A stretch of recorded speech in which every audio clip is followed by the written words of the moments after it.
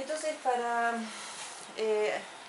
recorrer este camino, primero me gustaría discutir un poquito lo que primero comenté, que es justamente para aquellos que no estén familiarizados, discutir qué son los modelos climáticos regionales.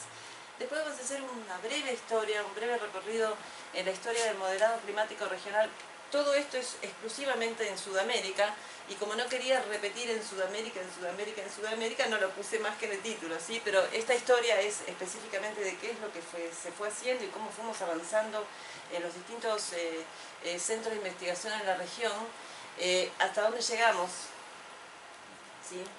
Y hacia dónde deberíamos avanzar para ponernos a tiro, digamos, con lo que es necesario desarrollar en la región en particular. Entonces, lo primero que me gustaría discutir un poquito es justamente qué son estos modelos climáticos regionales.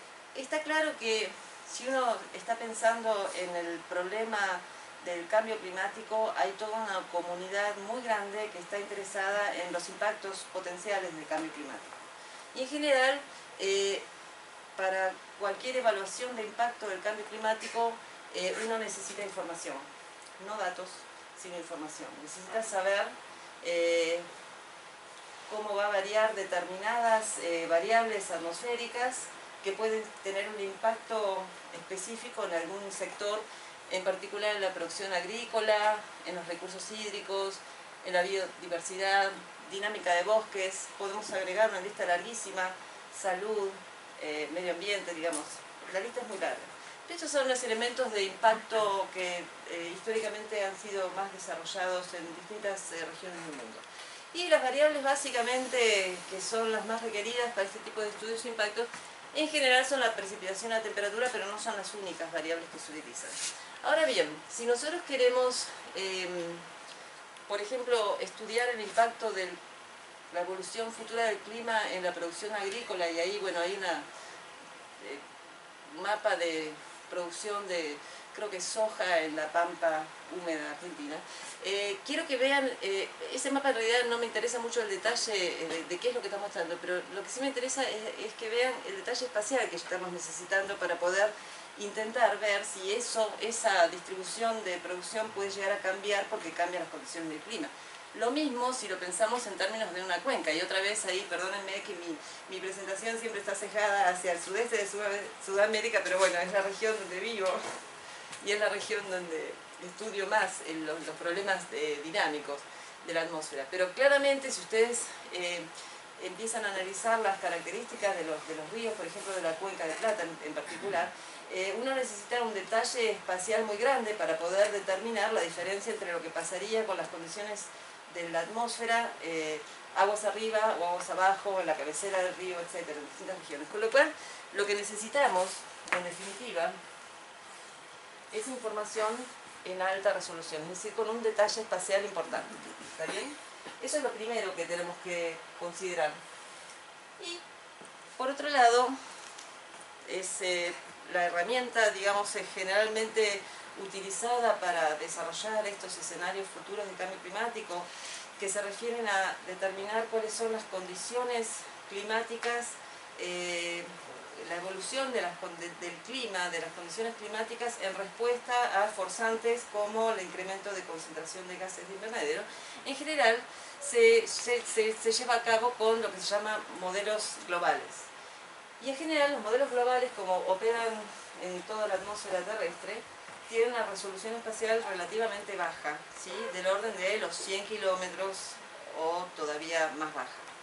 Entonces, si nosotros estamos diciendo que nos interesa el problema del impacto del cambio climático, o queremos estudiar o evaluar el posible impacto del cambio climático sobre distintos sectores socioeconómicos, claramente necesitamos información de alta resolución, y los modelos climáticos globales en general no proveen esa información. Pero supongamos que podemos contar con modelos globales de alta resolución, lo cual es bastante poco probable.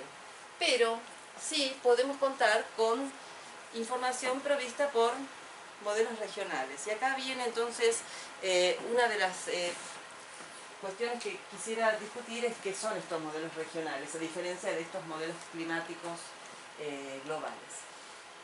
Como les dije recién, esto por ejemplo es una tabla de los modelos de conjuntos CEMIP. Tal vez yo esté mencionando cosas que no sé si son tan obvias para todo el mundo. CEMIP, voy a hablar de cosas así. CEMIP es un experimento de coordinación de simulaciones climáticas con modelos globales para poder llevar a cabo estudios de intercomparación de resultados obtenidos con distintos modelos globales con simulaciones hechas en distintas instituciones del mundo. Hay cierta coordinación en cuanto al tipo de simulación, pero los modelos globales tienen bastantes libertades en cuanto a, por ejemplo, la resolución espacial. Y ahí tienen un ejemplo de una lista de varios modelos de uno de las generaciones de estos conjuntos de modelos globales que se llamó CEMIP 5, que fue los modelos globales sobre la base de los cuales se trabajó para el último informe del IPCC.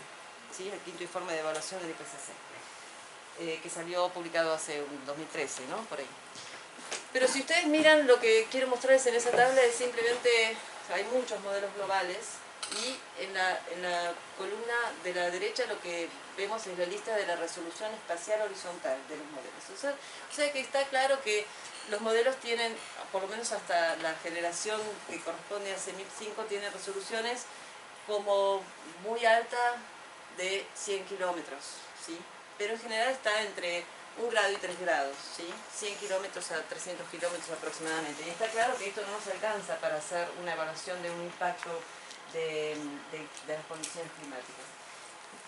Pero tenemos que tener en cuenta que los modelos globales son muy útiles porque justamente están considerando todas las teleconexiones globales del sistema.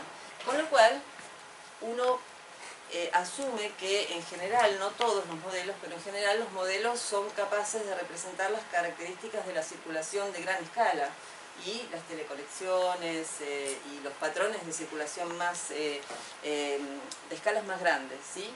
Y también asume que estos modelos globales son adecuados para simular la respuesta del sistema a forzantes de gran escala. Entonces, por ejemplo, uno puede decir, los modelos funcionan bien o funcionan mal. Bueno, me voy a fijar si un forzante, digamos, de gran escala muy relevante es el asociado con el fenómeno del Niño. Entonces, si los modelos pueden representar la respuesta a anomalías de temperatura de superficie del mar en el Pacífico tropical, que es un fenómeno de escala grande a través de las teleconexiones en la circulación, uno ya sabe cuál sería la respuesta anómala a la circulación asociada a ese forzante tan específico.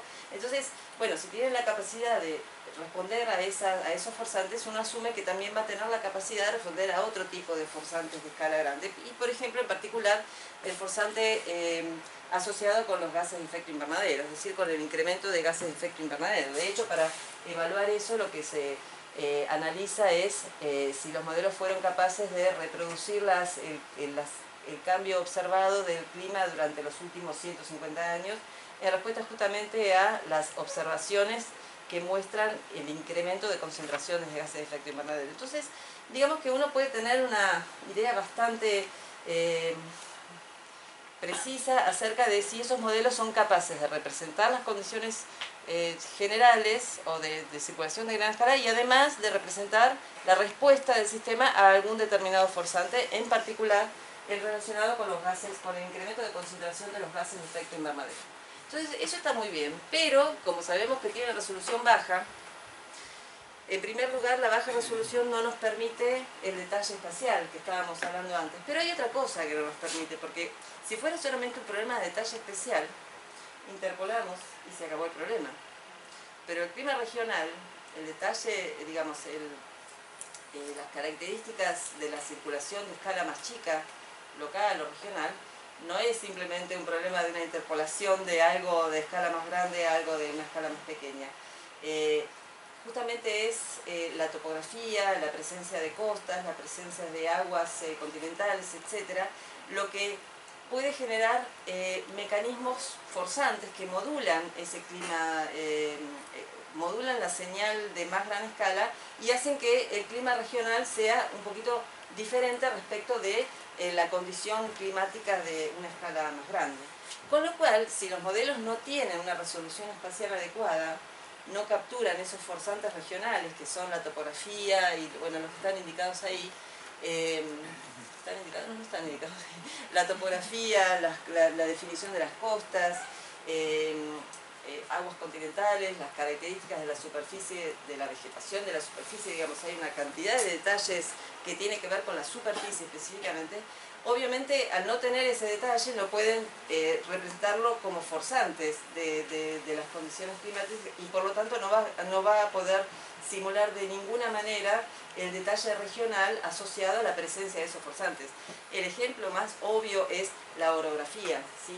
Si un modelo tiene una orografía con una baja resolución demasiado ancha y demasiado baja, por ser un modelo de baja resolución, seguramente el efecto que impone la topografía sobre el ascenso forzado del aire no lo va a estar reproduciendo bien. Entonces no hay manera de resolver ese problema, es un problema de la resolución que es deficiente, por lo tanto nunca vamos a pretender que esos modelos de baja resolución puedan reproducir características regionales asociadas a forzantes provenientes de la superficie.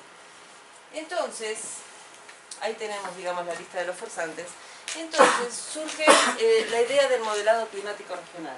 El modelado global, uno podría pensarlo que resuelve todos los puntos de la atmósfera en una retícula como la que está indicada en esa figura, ¿sí? Digamos, esto sería un ejemplo, ¿no?, de los retículas de un modelo global. Pero nosotros queremos resolver en particular, con mayor detalle espacial, por ejemplo, solamente esta región. Entonces, lo que sí podemos hacer es anidar adentro de ese modelo global un modelo que solamente se ocupe de este pedacito del planeta, pero con una resolución espacial más alta, ¿sí? Es decir, a esto lo vamos a llamar modelo climático regional, que es anidado regionalmente y alimentado obviamente por los bordes laterales, ¿sí? Porque necesita saber qué es lo que le pasa en los bordes laterales, por el modelo global que lo va a conducir o lo va a alimentar. Por lo tanto, el modelo global le va a proveer la condición inicial y las condiciones de borde laterales que son actualizadas a lo largo de toda la simulación del modelo de más alta resolución.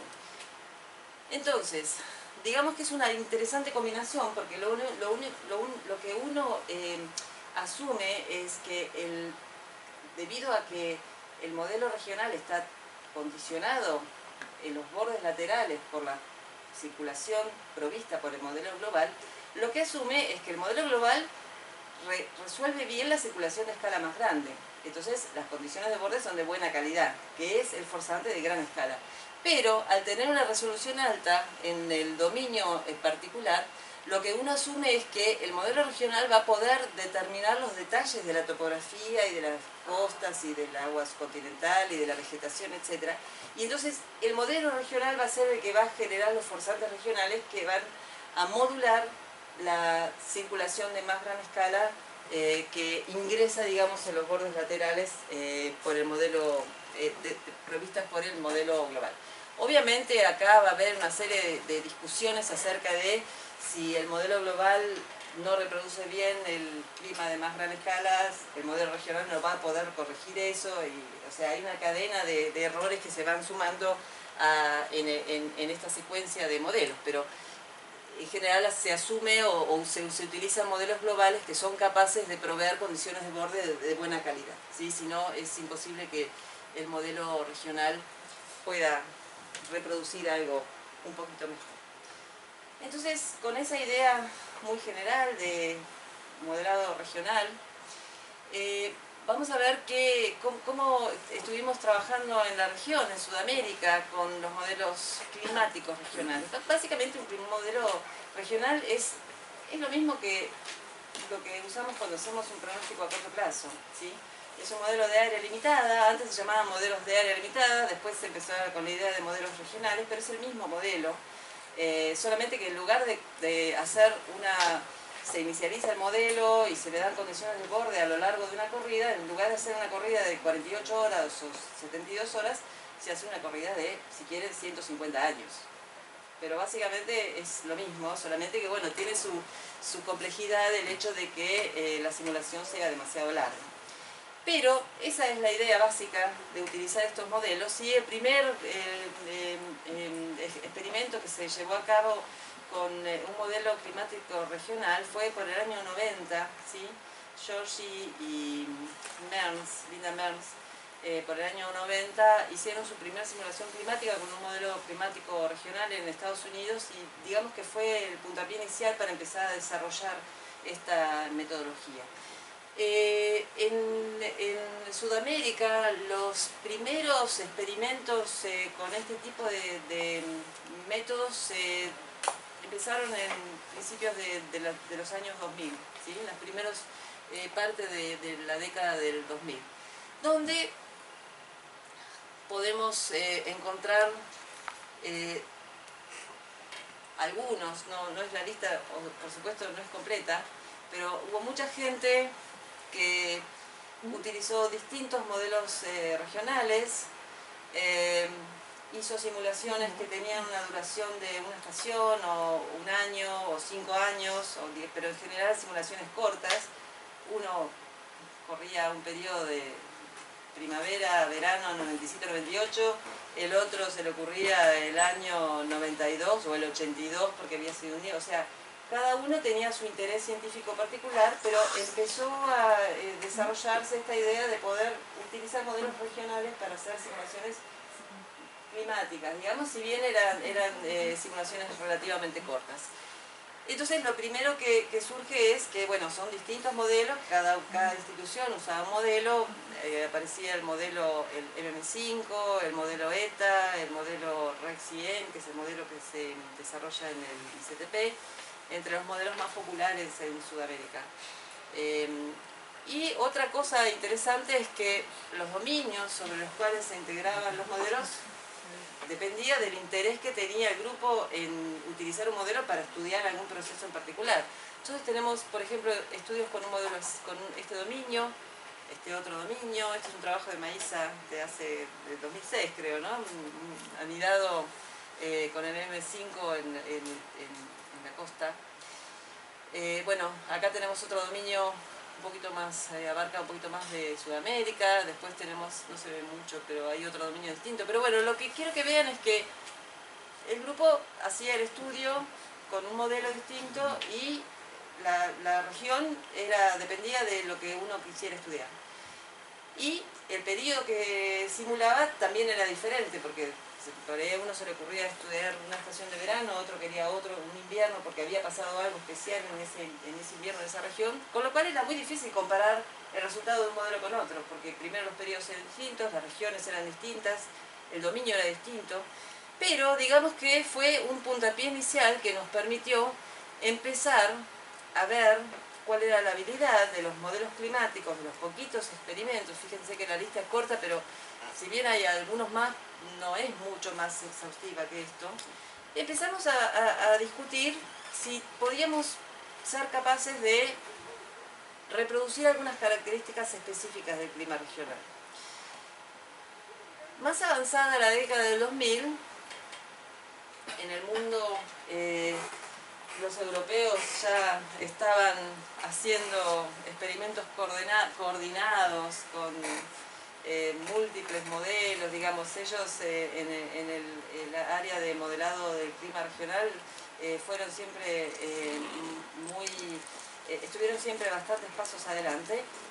Claramente tienen una capacidad tanto de cómputo como de material humano enorme, pero digamos que siempre hicieron punta en particular en esta problemática. Pero, digamos, un poquito guiado por lo que, en qué sentido avanzaban en Europa, se empezaron a hacer simulaciones un poquito más largas, ¿sí? Porque había todo un problema de la dependencia en cuanto el resultado del modelo dependía de si yo tomaba justo una estación que había sido anómalamente seca o anómalamente cálida, entonces yo no podía saber si el modelo funcionaba bien o mal, porque por ahí funcionaba bien cuando esa condición era muy seca y no funcionaba tan bien cuando era muy cálida, entonces muy húmeda. Entonces, si uno quería estudiar alguna característica más climática, necesitaba por lo menos simulaciones un poquito más largas. Entonces empezaron a surgir nuevamente con distintos modelos, simulaciones climáticas de una cantidad de años un poco más extendida.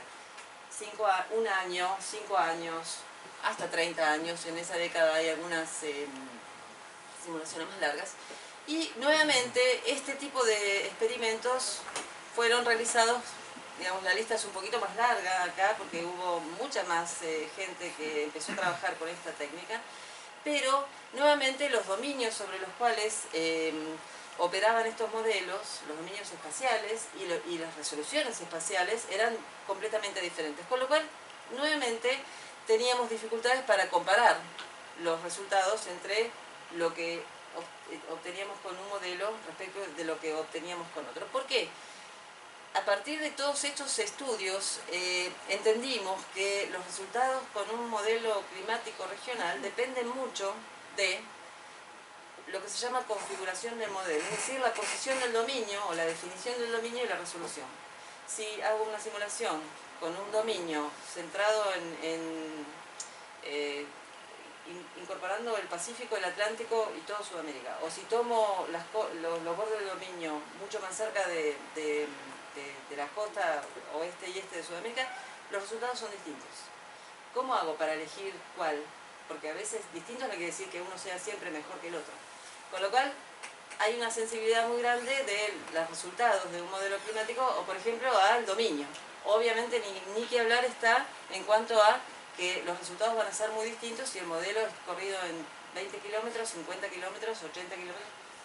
Está bien, uno quiere siempre mejor resolución, pero también hay una limitación. No tengo una máquina infinita que me pueda permitir el lujo de poder correr una simulación con una resolución muy alta. Entonces siempre hay un compromiso del dominio, hasta dónde extiende el dominio y cuánto es la resolución espacial para poder hacer algo manejable que pueda resolverlo en un sistema de cómputos típicamente de las instituciones que tenemos en Sudamérica, ¿sí?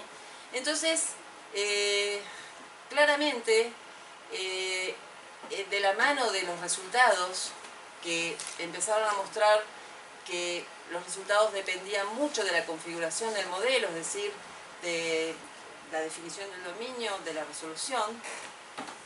Como saben ustedes, los modelos regionales utilizan una serie de parametrizaciones, con lo cual también los resultados se mostró, hay muchos trabajos que se encargaron de ver la sensibilidad de los resultados a distintas parametrizaciones de procesos físicos como la radiación, la convección, la capa límite, etcétera, el suelo, digamos, hay una cantidad de resultados en ese sentido, pero básicamente lo que no nos permitía poder comparar los resultados de un modelo con otro para tener de alguna manera una noción de incertidumbre era el hecho de que los dominios y las resoluciones fueran distintas. Entonces surge, en realidad surge en Europa la idea de producir ensambles de modelos regionales, es decir, los ensambles tenían que tener algo en común y lo que tenían en común era que había distintos modelos regionales, pero todos tenían que ser corridos en un dominio común y con una resolución común.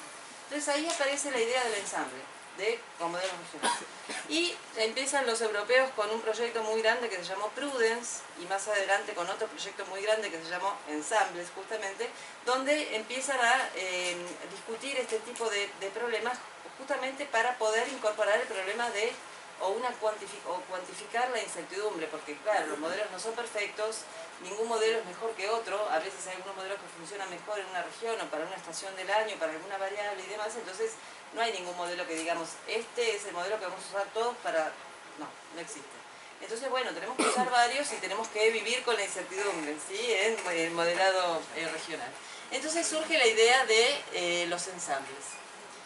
Que entonces esta nueva forma de empezar a avanzar nos permite empezar a ver si podemos cuantificar la incertidumbre, tanto en cuanto a la capacidad que tenemos de resolver la climatología observada, como en cuanto a las proyecciones futuras. Digamos que hay toda una discusión acerca del ensamble de la incertidumbre asociada a las proyecciones del clima futuro, la principal incertidumbre está asociada con los escenarios futuros, ¿no? Que son, digamos, posibles evoluciones de concentraciones de gases de efecto invernadero. Digamos, con esa incertidumbre no podemos hacer nada, pero sí podemos tratar de minimizar en la medida de lo posible la incertidumbre asociada a que nuestras herramientas no son del todo perfectas. Entonces, justamente con esa idea es que se empieza a pensar en la idea de experimentos coordinados, ¿sí? Así como los europeos avanzaron en experimentos coordinados con distintos proyectos muy grandes, en Sudamérica empezamos también a ir en ese sentido, a caminar en ese sentido. Entonces tuvimos una experiencia interesante, incipiente, que duró en ese periodo 2004-2006, que fue un proyecto financiado por la Comunidad Europea, que se llamó CLARIS, que estudiaba la variabilidad climática en Sudamérica. Digamos, hubo alguna participación de colegas de acá de Chile. Rainer estaba participando. Laura, vos estuviste en algunas de las reuniones de CLARIS, del primer proyecto de CLARIS. No sé si Humberto estuvo, Maísa.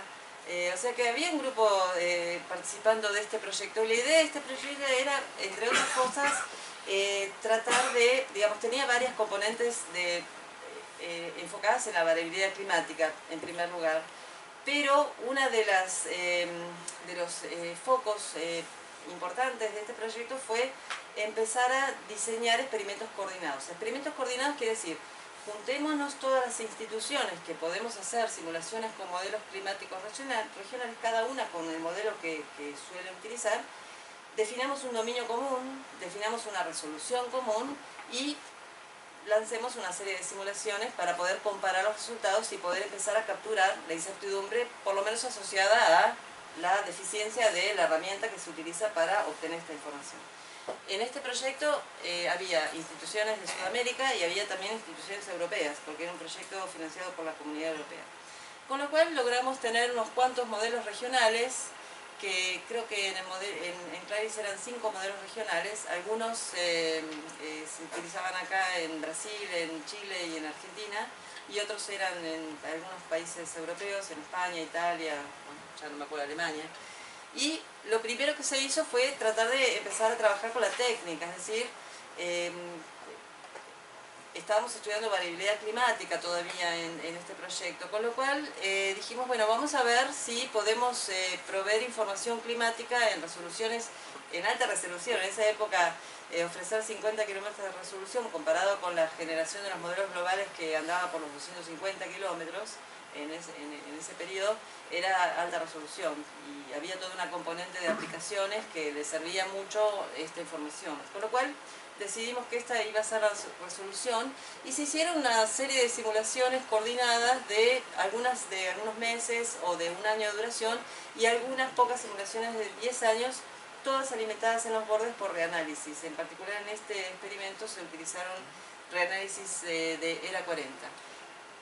A continuación, y después de la buena experiencia que hubo a partir de ese primer proyecto CLARIS, se desarrolló un segundo proyecto de colaboración ya bastante más grande que se llamó CLARIS LPB, CLARIS La Plata Basin, que está enfocado en el cambio climático y sus impactos sobre la Cuenca del Plata, que fue un proyecto de colaboración de 5 años de duración, también financiado por la Comunidad Europea, que se estaba justamente en sus primeros pasos, justo cuando empieza a desarrollarse Cordex, que voy a mencionar dentro de un momentito lo que es, pero básicamente Cordex lo que hace es, en forma global, tratar de coordinar las actividades del modelado del clima regional, con modelos climáticos regionales. Nosotros lo hacíamos en Sudamérica, los europeos lo hacían con sus modelos en Europa, los australianos lo hacían con distintos modelos en Australia y así. Cordex lo que hace es tratar de establecer una red más global de experimentos coordenados y tratar de determinar, o lo que establece básicamente es un protocolo para decir, bueno, aquellos que van a hacer simulaciones climáticas en América Central tomen este dominio, tomen esta resolución y traten de simular todo lo que quieran, pero en esas condiciones, de manera de poder comparar. Y además, otra cosa interesante que tiene Cordex es que los resultados de todas estas simulaciones son disponibles, abiertos al mundo, sin ninguna restricción. Voy a hablar de eso dentro de un momentito. Pero bueno, la idea es que el proyecto Claris LPB empieza a arrancar justamente cuando estaba empezando a diseñarse el protocolo de Cordex. Por lo tanto, el dominio de Sudamérica, que se llama Cordex Sudamérica, en realidad muchas veces aparece en algunas figuras de Cordex como dominio de Cordex Sudamérica Claris LPB, porque fue el dominio compartido por esos dos conjuntos de proyectos. Entonces, ¿qué aprendimos con estos experimentos coordinados? En primer lugar, les voy a mostrar, por ejemplo, resultados del proyecto Claris. Es simplemente para que vean qué tipo de análisis se llevaron a cabo y qué aprendimos a partir de esos análisis. Estos son ejemplos de resultados llevados a cabo con 5 modelos climáticos regionales. Un modelo global con retícula variable, telescópica, es el modelo francés que tiene como un zoom sobre la región y en particular de Sudamérica, y una técnica estadística de downscaling que en ese momento se incorporó a la intercomparación de técnicas de downscaling en general. Y entonces ahí, bueno, se estudiaba, yo no llego a ver bien el detalle, pero estudiaban, déjenme que lo miro acá. Ah, no, acá tampoco lo veo. No veo nada. Ahí tienen, por ejemplo, la diferencia entre el promedio del ensamble de los 5 modelos regionales, el modelo global y la técnica estadística. Digamos, un promedio de todo eso es lo que llamamos el ensamble. La diferencia con TRIM, con precipitación de TRIM para verano. El otro es la intensidad de la precipitación, otra vez la diferencia con TRIM. Y el tercero es el número de días de lluvia, ¿sí? Entonces, bueno, ahí ustedes pueden ver que los colores celestes son negativos, los colores rojos son positivos. Bueno, en verano, en general, ese conjunto de modelos muestra alguna subestimación de la lluvia, por ejemplo, en esta región. En esta región, lo marco porque es algo que va a aparecer siempre. Acá, cuando hablamos de intensidad, hay una clara... en esta región hay una clara subestimación de la intensidad de precipitación y acá hay una clara sobreestimación de la intensidad de la precipitación. Y cuando hablamos de la cantidad de días de lluvia, fíjense que lo que me está diciendo esta figura es que los modelos llueve todos los días, no todos los días, pero llueve muchos más días de lo que en realidad debería llover. Entonces, con ese tipo de análisis como ejemplo, digamos que lo que podemos ver es el conjunto de técnicas. Algunos podrán ser un poquito mejores, algunos modelos un poquito mejores que otros, pero en promedio esta es nuestra capacidad de representar, por ejemplo, esta característica. La intensidad media de la lluvia, la frecuencia de lluvia y la precipitación media, ¿sí? Entonces, digamos que con este tipo de estudios basados en ensambles, ya podíamos ir un poquito más sobre pensar en qué capacidad tenemos de reproducir las condiciones del clima observado. Entonces veíamos que había errores sistemáticos en los modelos, muchos modelos compartían los mismos errores sistemáticos, por lo cual cuando uno hacía un ensamble veía grandes subestimaciones, por ejemplo, de lluvia en el verano en esa región, y era algo que casi todos los modelos hacía mal, ¿sí? Y para temperatura también hay, bueno, hay un montón de resultados. Yo no voy a, claramente elegí unos pocos para ver ejemplos nada más de cómo, de qué era el tipo de análisis que se hacía.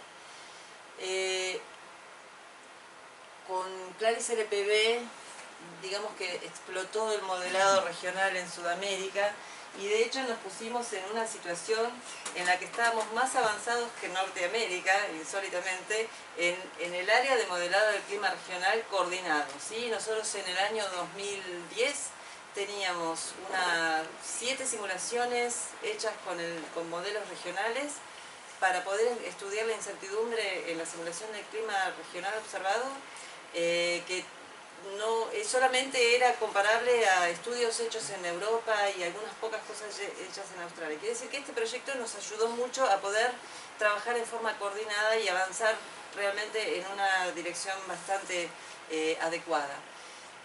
En el proyecto Claris, coordinando, digamos, la propuesta con el proyecto Cordes, lo que se decidió fue llevar a cabo nuevamente una serie de simulaciones con modelos regionales anidados ahora en ERA Interim, en lugar de ERA 40, que lo mismo que propuso Cordex, digamos que a eso se llaman simulaciones de evaluación, porque los reanálisis se supone que son condiciones de borde perfectas, ¿sí?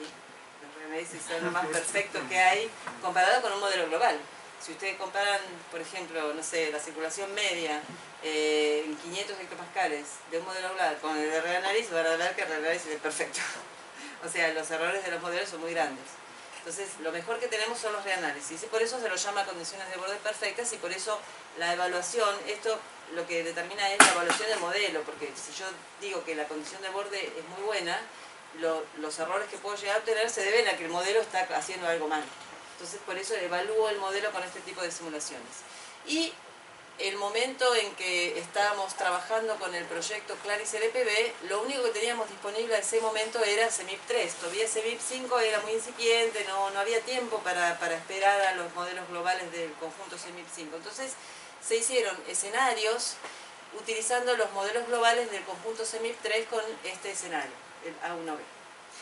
Y en paralelo, Cordex establece, entre otras cosas, el dominio de Claris LPB como el dominio de Cordex Sudamérica, que era toda esta extensión de dominio que abarca todo Sudamérica, con las simulaciones de ERA Interim, que Claris las había cubierto, con lo cual hizo un aporte importante a Cordex en ese sentido, y los modelos globales corresponden al conjunto CEMIP 5, bajo distintos escenarios que, bueno, en este conjunto eran los RCP 4.5, 2.6, 8.5, digamos, diferentes.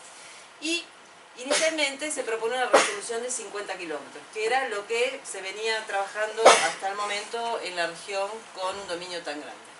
Entonces, con este conjunto de experimentos coordinados pudimos avanzar mucho para entender la incertidumbre que teníamos en cuanto tanto a la simulación del clima presente como a las proyecciones futuras climáticas. Entonces, ¿qué aprendimos? En particular, esta era la cantidad de modelos que teníamos en Claris, o sea, había 7 modelos de distintas instituciones, algunas de Sudamérica, otras de Europa. Teníamos todas estas corridas con ERA Interim, y acá teníamos algunas simulaciones donde el modelo regional estaba anidado en diferentes modelos globales. Quiere decir que si uno empezaba a pensar en el tipo de incertidumbre que quería analizar, podía analizar, por ejemplo, qué diferencia hay si yo usaba este modelo con el reanálisis, con este global o con este otro global. Entonces estaba mirando incertidumbre a las condiciones de borde, ¿sí? Porque uno no sabe cuáles son mejores y cuáles son peores, pero bueno, tiene que por lo menos cuantificar que voy a tener una componente del error que va a estar asociado a la elección que hago de la condición de borde. Y entonces uno tiene que hacer este tipo de ejercicio. Después puedo tener un mismo modelo regional, un mismo modelo global que anide a distintos modelos regionales. Entonces, las incertidumbres ahí se deben al modelo regional específicamente. Bueno, y así digamos que hay una serie de fuentes de incertidumbre que uno puede caracterizar muy bien. Y entonces,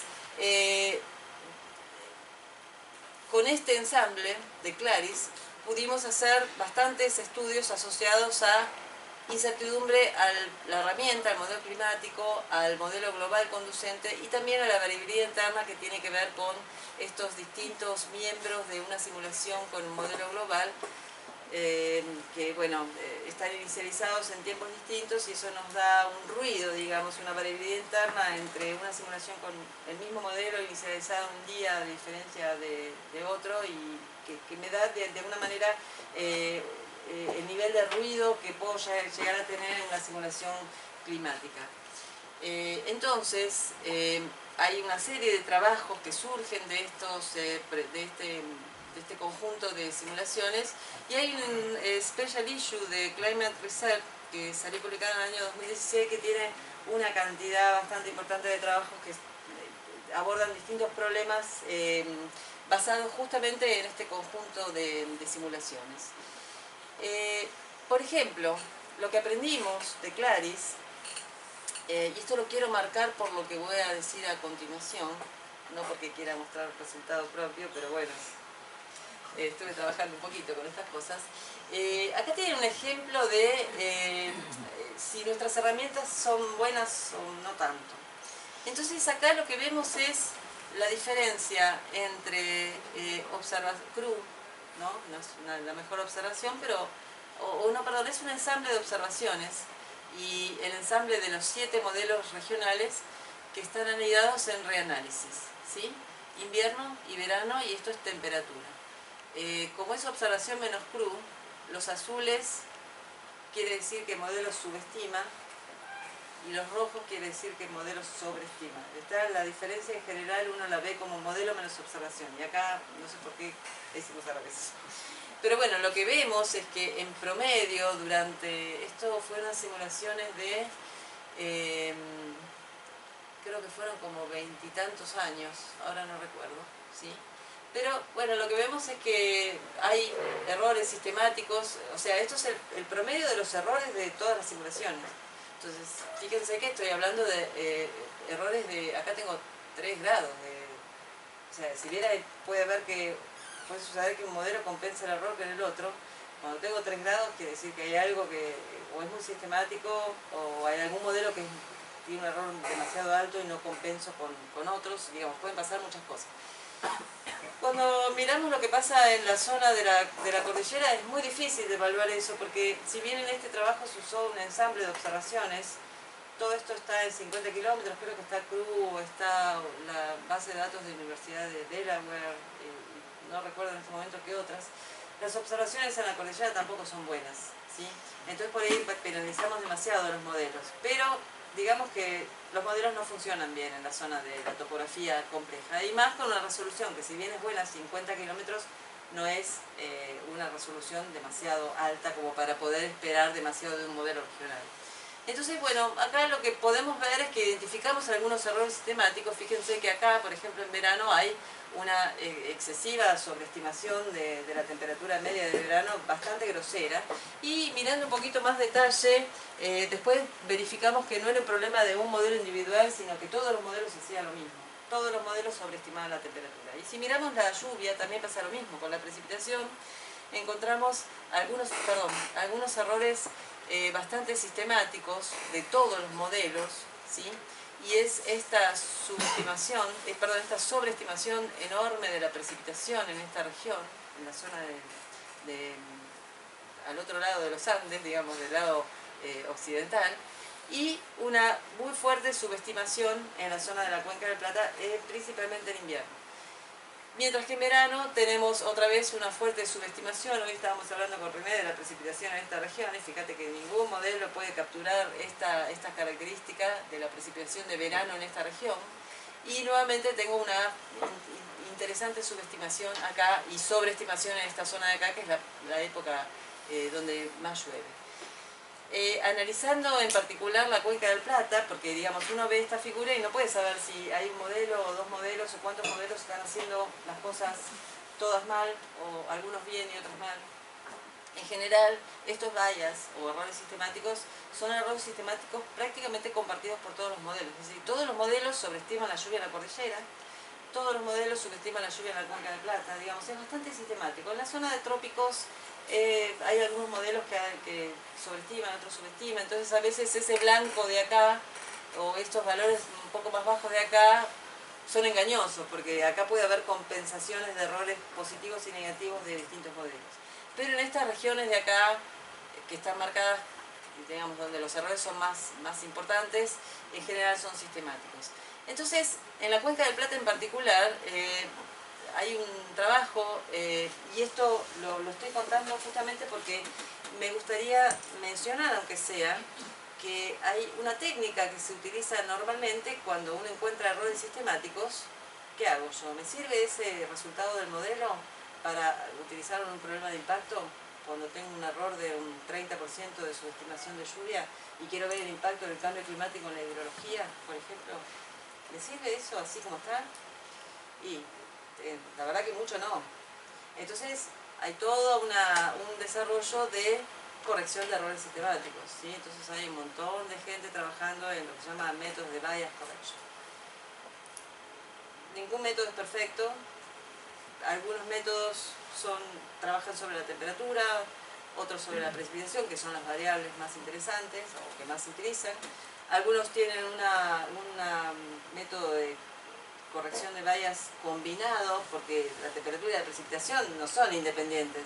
Si el modelo sobreestima la lluvia, seguramente la precipitación, perdón, sobreestima la lluvia, seguramente la temperatura es subestimada y viceversa, o sea, hay cierta correlación en eso. Entonces a veces hay algunos métodos que lo que hacen es usar la combinación de variables, pero a mí me da un poquito de miedo usar un método de corrección de bias, porque por ahí corrijo y me da una climatología bastante buena, pero después la circulación del modelo no es consistente con ese resultado del modelo corregido en la temperatura y en la precipitación.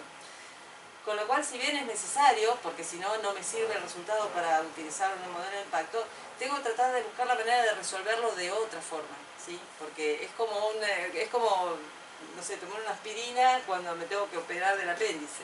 Lo resuelvo, pero estoy ahí en el límite de si es realmente útil o no. Entonces, por otro lado, muchos de los métodos de correcciones de errores lo que asumen es que los errores son constantes, es decir, el error sobreestima la temperatura del modelo y eso lo va a hacer de la misma manera en el clima presente y en el clima futuro. Y eso a veces no es tan cierto. Y fíjense acá que justamente el hecho de trabajar con errores que no son que no son invariantes en el tiempo nos puede llegar a dar resultados interesantes en cuanto a que nos vamos a empezar a cuestionar la señal de cambio climático. Vamos a ver cómo es esto. En esta figura lo que vemos es temperatura, acá es observada, dice, no, acá es la temperatura modelada por distintos modelos promediada en la Cuenca del Plata, ¿sí? En la zona de la Cuenca del Plata. Y acá la temperatura observada. Entonces lo que tenemos acá es una especie de scatter. Tomo la serie de temperatura de todos los puntos que hay en la Cuenca del Plata observada y la ordeno de menor a mayor. Tomo toda la serie de temperatura de todos esos modelos en cada punto de retícula dentro de la Cuenca del Plata y la ordeno de menor a mayor. Se supone que cuando la temperatura observada es baja, el modelo también tiene que dar una temperatura baja y viceversa. Entonces lo ploteo en este gráfico y veo que si todos los puntos cayeran en esta línea, quiere decir que los modelos son perfectos, pero claramente los modelos no son perfectos, entonces me aparto de la línea. Pero si los modelos sobreestimaran la temperatura siempre, tendría una línea paralela a esta línea negra, o por encima o por debajo. Sin embargo, no tengo una línea paralela, tengo una línea que la cruza. ¿Qué me dice la línea que la cruza? Acá subestimo y acá sobreestimo. Quiere decir que cuando las temperaturas son más bajas, condiciones más frías, los modelos un poquito subestiman, pero cuando las condiciones son más cálidas, sobreestiman y sobreestiman cada vez más con condiciones más cálidas. Piensen en la señal futura, el clima avanza hacia un clima más cálido. Entonces yo puedo pensar que esta amplificación de la señal, puedo pensar que esto me va a dar una amplificación de la señal. Entonces voy a estar proyectando un incremento de temperatura mucho más grande debido a que la señal se amplifica por los errores del modelo. Si lo hacemos, esto está hecho con las simulaciones anidadas en el interim. Esto es lo mismo, pero con simulaciones anidadas en los modelos globales. Y el comportamiento es más o menos el mismo, digamos que las curvas de cada modelo siempre tienden a cruzar de acá para acá a la curva perfecta, con lo cual no importa si utilizo como borde el interim o si utilizo como borde un modelo global que tiene un poco más error, el modelo regional está actuando de esa manera. Podemos ver lo mismo con la precipitación, es decir, lo que vemos ahí es que la temperatura circular es siempre mayor para condiciones más cálidas. Lo mismo podemos hacer con la precipitación. Y esto es más o menos la misma historia, ¿sí? Esta es la precipitación modelada, la precipitación observada, esta es la línea perfecta. Y fíjense que cuando llueve más, los modelos producen menos lluvia. Pero cuando llueve, o sea, si llueve poco, produce menos lluvia, pero en comparación con la que debería producir, el error se amplifica nuevamente. En condiciones más húmedas, los modelos subestiman mucho más las condiciones. Y eso vale para modelos anidados en el interim como para modelos anidados en modelos globales, que es mucho más evidente. ¿5? Ok, ya. Entonces, si uno quiere después traducir eso en las proyecciones, bueno, las proyecciones de los modelos daba esto, por ejemplo. Estos son distintos modelos regionales donde promedio en la Cuenca del Plata me da, por ejemplo, este modelo un aumento de 2 grados y un aumento de 20% de la lluvia. Pero, ¿qué pasa si tengo en cuenta el problema que acabo de discutir?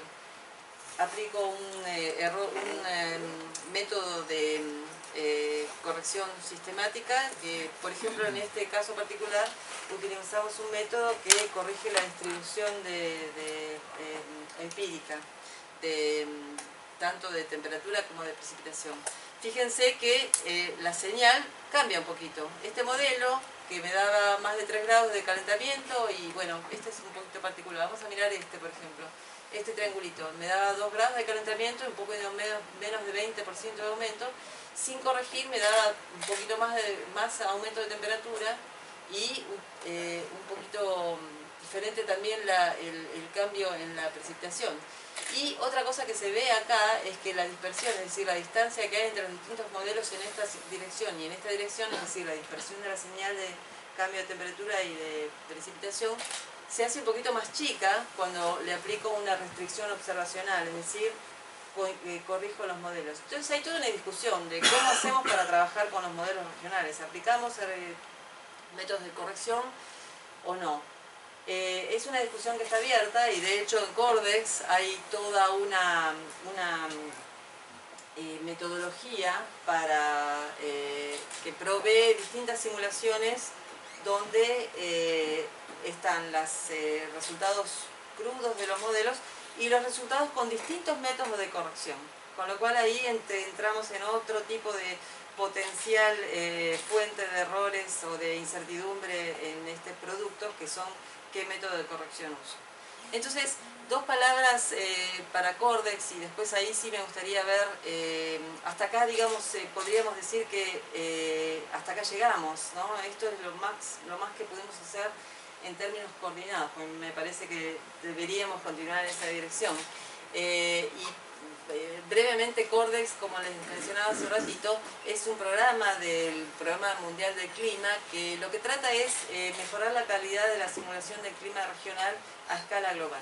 Entonces lo que establece es un protocolo básicamente para estos experimentos coordinados y divide el mundo en distintas regiones. A ver si está, bueno, no está acá la figura, pero divide el mundo en distintas regiones y lo que propone es que todas aquellas instituciones que quieran hacer simulaciones del clima en Asia, sudeste de Asia, utilicen determinado protocolo para establecer sus corridas. Entonces, este es el repositorio de datos de Cordex, donde ustedes, no sé si ven desde acá, pero tienen todas las regiones en las cuales hay simulaciones disponibles.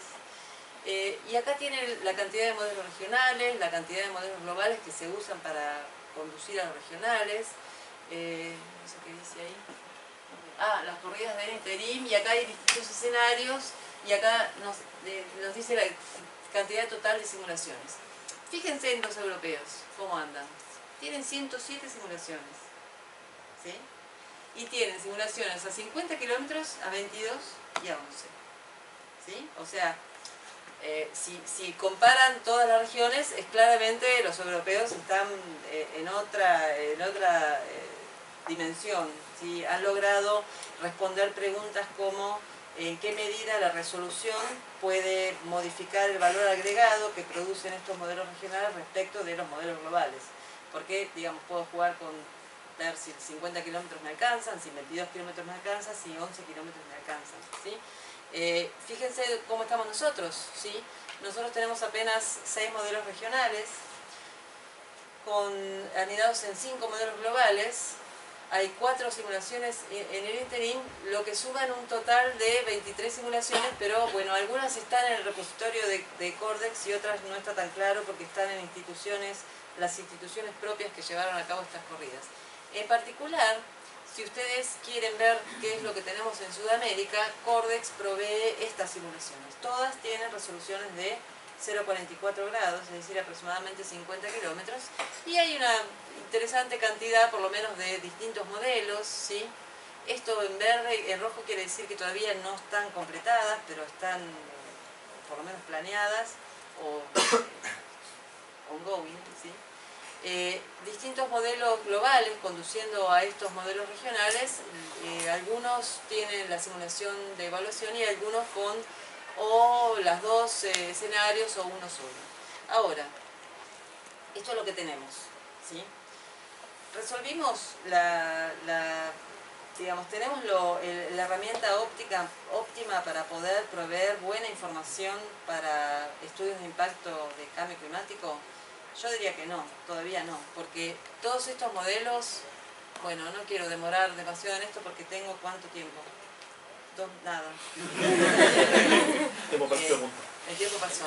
Digamos que aún con estos modelos Cordex, que son modelos de otra generación, aún seguimos teniendo problemas para representar las características observadas. Esto es simplemente una distribución de la precipitación diaria y lo que ven acá es GPCP, ¿sí? Esto es la probabilidad o en realidad es la frecuencia de ocurrencia de precipitación en distintos umbrales diaria. Este es un modelo que evidentemente no está funcionando muy bien porque da muchísima lluvia, pero fíjense que la mayoría de los modelos tiene grandes problemas en reproducir el umbral de precipitación asociado a eventos moderados y eventos intensos, ¿sí? Y en particular, y ahora discúlpenme ustedes que me metan la cuenca del Plata, ¿sí?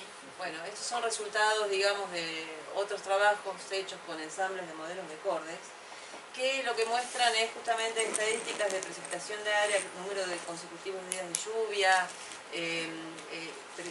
precipitación intensa, percentil 95, etc. Y en general, bueno, acá discuten simulaciones hechas con con un modelo regional en distintas regiones, ¿sí? Entonces discuten la capacidad del RECIEM 4 en distintas regiones.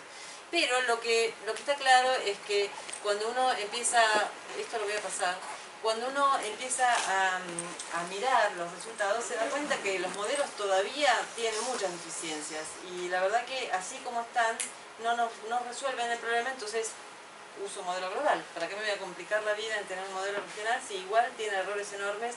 Y para lo que nosotros necesitábamos los modelos regionales, que era para mejorar la información climática, para estudio de impacto, todavía lo único que hice fue mejorar la resolución, pero la calidad no la mejoré. Entonces, bueno, ¿qué tenemos que hacer? ¿Cómo hacemos para mejorar la información climática justamente para poder hacer lo que queremos?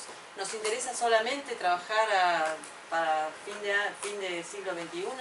¿Realmente el impacto al fin del siglo XXI es el que nos interesa? Entonces, yo hice una pequeña lista para terminar con esto, de cuáles son los desafíos entonces sobre los que estamos nosotros plantados para ver cómo podemos avanzar.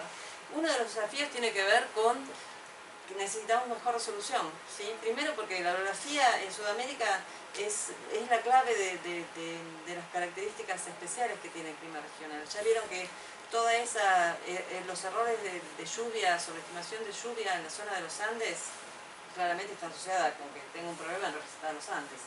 Y la subestimación de lluvia en la zona de la Cuenca del Plata también tiene que ver con la presencia de los Andes, porque la precipitación ahí está muy relacionada con un efecto que produce la cordillera, que es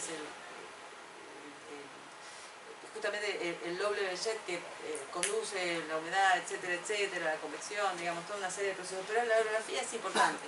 Con lo cual, si nosotros queremos mejorar estos productos, necesariamente tenemos que pensar en mejorar la resolución.